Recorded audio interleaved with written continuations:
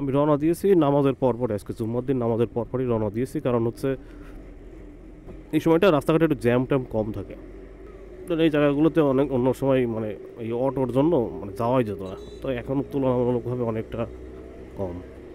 আর আমরা যখন বাইক চালাবো তখন আমাদেরকে বেশি বেশি একটু পরপর 10 সেকেন্ড পরপর লুকিং গ্লাসের দিকে খেয়াল করা উচিত। এতে করে মানে আমার পিছন দিক থেকে কি আছে, আমার মানে ব্যাক ক্লিয়ারেন্স খুব ইম্পর্টেন্ট।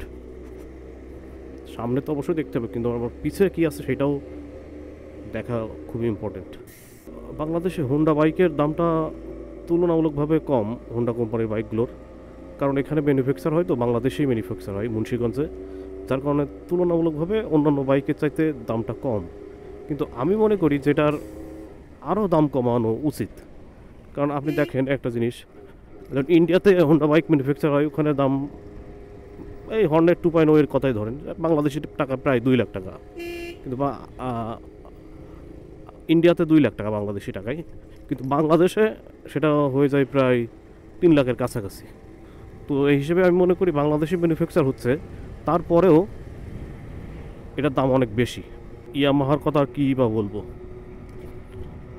ইয়ামাহার যে বাইকগুলো বাংলাদেশে তারা নিয়ে আসে, এগুলো মানে মানে এমন দাম রাখে যেগুলো মানুষের নাগালের বাইরে। আপনি সিম্পলি ভার্সন 4 আর হর্নেট 2.0 একটু কম্পারিজন যদি করেন, দেখবেন যে ওখানে অনেক পার্থক্য এর ভিতরে। মানে ইয়ামাহা যদি এই কোয়ালিটির একটা বাইক বানাতো বা বাংলাদেশে নিয়ে আসতো যারা ডিলার আছে, তাহলে ওইটার দাম হয়ে যেত মোটামুটি 4-4.5 লাখ টাকা হয়ে যেত। 4.5 লাখ টাকা তো মাস্ট হতো।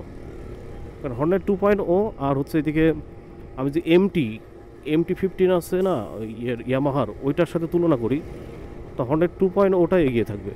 আসলে হর্নেট 2.0 ওটার তুলনা হবে MT-50-র সাথে, 15 সরি, ইয়ামাহার যে MT-15 আছে ওইটার সাথে তুলনা হবে হর্নেট 2.0 হোন্ডা কোম্পানির। ওই ভার্সন 4-এর সাথে তুলনা করা মানে বোকামি। কারণ মানে যায় না, কোন দিকতে আপনি করবেন, কোনো দিকতেই মানে খাটে না। বাইক একটা কেনার ইচ্ছা ছিল, হর্নেট 2.0 যেটা 25-এর মডেল, ইন্ডিয়াতে যেটা লঞ্চ হয়েছে কিছুদিন আগে, এই 25 সালে আর কি, ওইটা কেনার ইচ্ছা ছিল। বা ওটা যদি বাংলাদেশে কখনো আসে, আশা করি চলে আসবে, যদিও শিওর না। কারণ হচ্ছে ইন্ডিয়াতে হর্নেট 2.0 নিউ মডেল যেটা, এটা লঞ্চ হয়েছিল আপনার 2020 সালে। সেটা বাংলাদেশে আসতে আসতে প্রায় 25 সাল না 24 সাল লেগে গেছে। লাগারও কারণ আছে, কারণ বাংলাদেশে আগে সিসি লিমিট ছিল 165 সিসি পর্যন্ত ছিল লিমিট, কিন্তু হর্নেট 2.0 তো 185 সিসি, যার কারণে ওটা বাংলাদেশে আসেনি। তো বাংলাদেশে যখনই 185 সিসি অনুমোদন পেল, বা 350 সিসি বা 375 সিসি, তারপর পরই হোন্ডা কোম্পানি ওটা বাংলাদেশে ম্যানুফ্যাকচার করলো। তো এতে করে এই বিবেচনায় আশা করা যায় যে 8-6 মাসের মধ্যে হয়তো হোন্ডা 2.0 25 সালের যে মডেলটা আছে এটা চলে আসবে, আশা করি। কারণ ওটার যে ফিচার্সগুলো আছে, ও মাই গড, অসাধারণ ফিচার্স সবগুলো। ডুয়েল চ্যানেল মিটার, তারপরে আপনার অনেক কিছু, যেগুলো অন্য এক ভিডিওতে আলোচনা করব। তো আমি যে সাইকেলটা কিনতে যাচ্ছি আজকে, এটা কিউব কোম্পানির একটা সাইকেল। এখন যার কাছ থেকে কিনতে যাচ্ছে উনি বলছে যে জার্মানি থেকে নাকি নিয়ে আসছে, মানে জার্মানি থেকে যত পার্টস নিজে বিল্ড আপ করছে, জার্মানি থেকে সব পার্টসপাতিগুলো নিয়ে আসছে। এখন দেখি, ফেসবুকে ছবি দেখলে তো আর বোঝা যায় না, সব কিছু তো চকচক করে। গিয়ে দেখি যে কি অবস্থা, যদি ভালো লাগে তাহলে নিয়ে নিব, মানে সাইকেল একটা লাগে।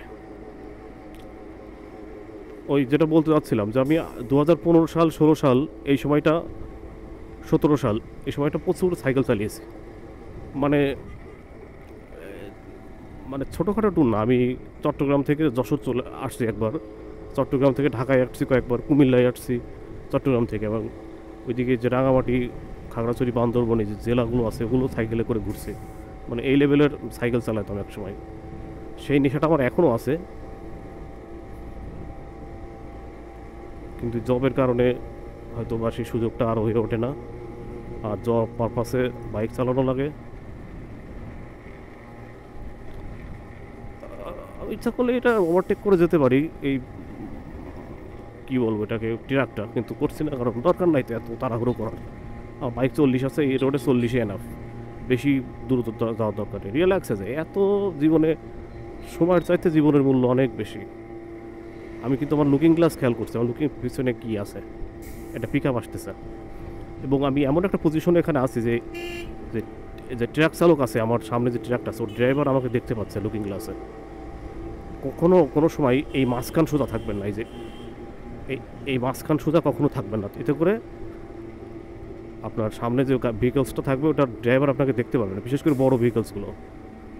সবসময় সাইড মানে চেষ্টা করবেন যে কোনো ভেহিকলসের সে যেন আপনাকে দেখতে পারে, তার লুকিং গ্লাসের পজিশন অনুসারে আপনি ওই সময় ঠিক ওই পজিশনে বাইক চালাবেন, এতে করে আপনার অনেক সেফ রাইড করতে পারবেন। আর গতির কথা কি বলবো, গতি কখনোই নিজের নিয়ন্ত্রণের বাইরে নেবেন না। যেমন এই রোডে অনেকেই দেখি 70-80 করে চালায়, অ্যাক্সিডেন্টও করে তারা। এই যে আমার এটাকে পিক আপটা খুব এই যে টেসলা সামনে টেসলা একটা রাস্তার পর দাঁড়িয়ে আছে, ওকে বসে আছে, রাস্তা ফুল হাফ দখল করে বসে আছে। কিছু বললে আমরা গরিব, তারা গরিব বলে তারা বিশৃঙ্খলা তৈরি করবে রাস্তাঘাটে।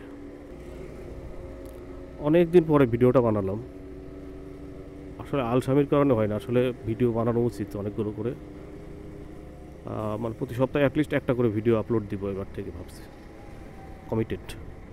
প্রতি সপ্তাহে একটা করে 2টা করে ভিডিও দেওয়া কোনো ইহামরি কিছু না। ইয়ামাহার ভার্সন না, এটা হচ্ছে FZS 25 250 সিসি যে বাইকটা, এই বাইকটার দাম রাখা হয়েছে প্রায় 4.5 লাখ। ডিসকাউন্ট এটা সেটা তো আছে, এগুলো বাদ দিয়ে 4.5 লাখ টাকা রাখা হয়েছে।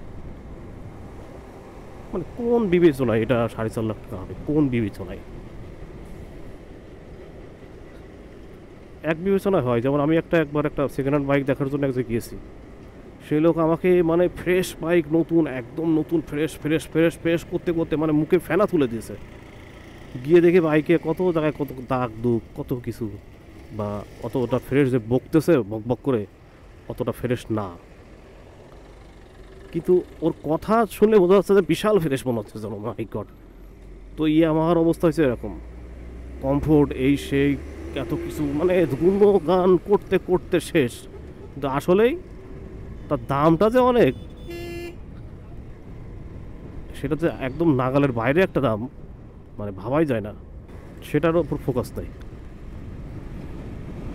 মানে কিছু কিছু মানুষ আছে এরকম স্বভাবের দিকে, মানে একটা ব্যাড জিনিসকে এমনভাবে আপনার সামনে উপস্থাপনা করবে, মনে হবে যেন ও মাই গড এটাই তো বেস্ট, কিন্তু আপনার বুঝতে হবে এই, মানে আমি সেই বাইকটা যদি দেখতে গিয়েছিলাম, আমি যদি ওই বাইকটা, ও দাম নিচ্ছে বেশি বাইকের, শুধু ফ্রেশ ফ্রেশ করছে, কিন্তু ও যতটা ফ্রেশ ও মুখে বক বক করতেছে অতটা ফ্রেশ না, কিন্তু তার সিম্পলি উচিত ছিল ভাই দেখেন আপনার সামনেই আছে বাইক, কোনো সমস্যা নাই, বা আপনি দেখতেই পাচ্ছেন যে কতটা ফ্রেশ আছে, এই আপনি দেখেই কিনেন না। সে মানে তার মুখে শুধু 2 সেকেন্ড পর পরই ফ্রেশ ফ্রেশ এই কথাগুলো উচ্চারণ করছে। আমি ওই কথা উচ্চারণ করার ওর অতিরিক্ত বক বকের কারণে বাইকটা নিয়ে নিষেধ দিলাম, নাহলে নিতাম।